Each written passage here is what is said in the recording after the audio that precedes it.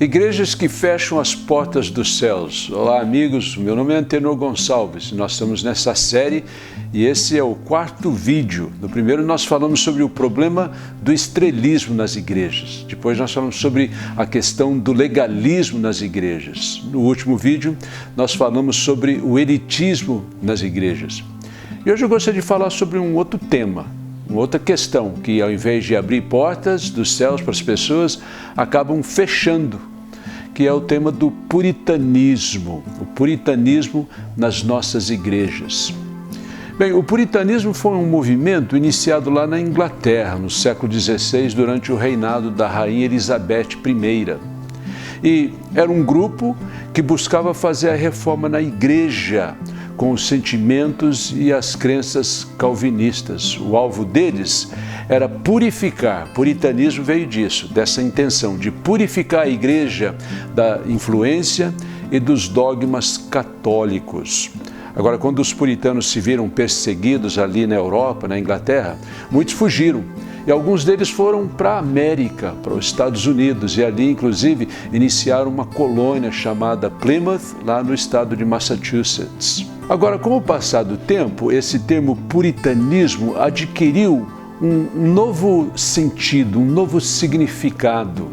O sentido pejorativo atual tem a ver com a ideia de rigidez, ou de moralismo, ou de intolerância.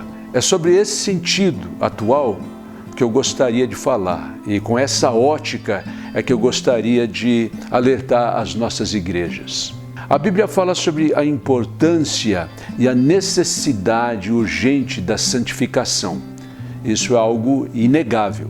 Por exemplo, aqui no livro de Hebreus, capítulo 12, versículo 14, nas Escrituras, e eu estou citando aqui a Nova Almeida atualizada, diz o seguinte: procurem viver em paz com todos e busquem a santificação, sem a qual ninguém verá o Senhor. Duas coisas muito importantes que nós aprendemos aqui nesse versículo. Em primeiro lugar, eu não posso viver de qualquer maneira ou tratar as pessoas de qualquer jeito, as pessoas com quem eu convivo.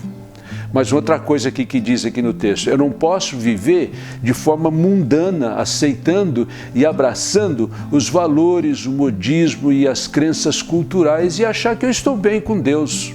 Não, santificação aqui, e diz aqui inclusive, sem a santificação ninguém verá o Senhor, é o meu passaporte para a entrada nos céus e viver a eternidade com o Senhor.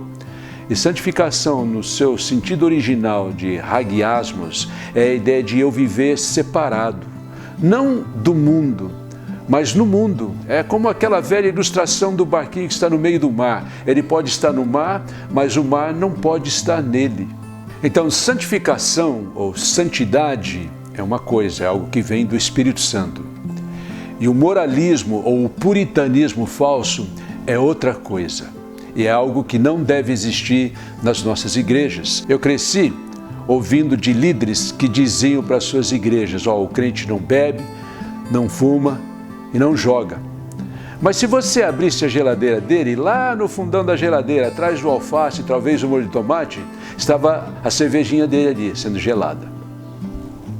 Se você fosse para o quarto dele e abrisse o guarda-roupa, você iria ver que ele tinha uma televisãozinha ali, mesmo que fosse de 12 polegadas, para ele, na sua intimidade. Bem, em outras palavras, o moralismo ali dizia o seguinte: faça o que eu digo, mas não faça o que eu faço. Quando eu estava crescendo, eu via crentes indo para a igreja. E aquilo que ficou gravado na minha memória era o seguinte: era o retrato dele, um homem, um marido, o chefe da família ali, andando para o prédio da igreja, para os seus cultos, vestido com um terninho e gravata. E provavelmente é o retrato em alguns lugares até hoje. A esposa, um detalhe, ele sempre com a Bíblia debaixo do braço. A gente até brincava dizendo, deve ser um desodorante isso. A mulher, ela, cabelos compridos, de saia, bem longa e, se possível, bem apertadinha no quadril, acompanhando o marido para a igreja. E nas igrejas se falava muito sobre moralidade, sobre pureza, né? Desde as vestimentas até a maneira que as pessoas se comportavam, se conduziam e falavam. E eu vou dizer uma coisa assim com muita sinceridade.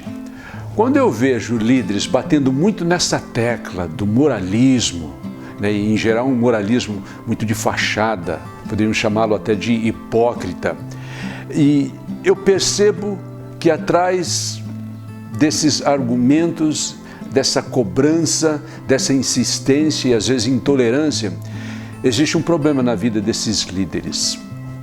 Então, quando eles são pegos tendo um caso extraconjugal com alguém, ou quando fica transparente, ou eles abrem o coração e finalmente confessam que eles têm um vício, uma adição com pornografia e outras aberrações morais, eu não fico mais chocado.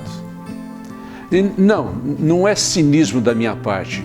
Eu estou falando sobre um realismo, porque isso é o que acontece muitas vezes. A rigidez, o puritanismo e a intolerância nas igrejas indiciam os seus líderes.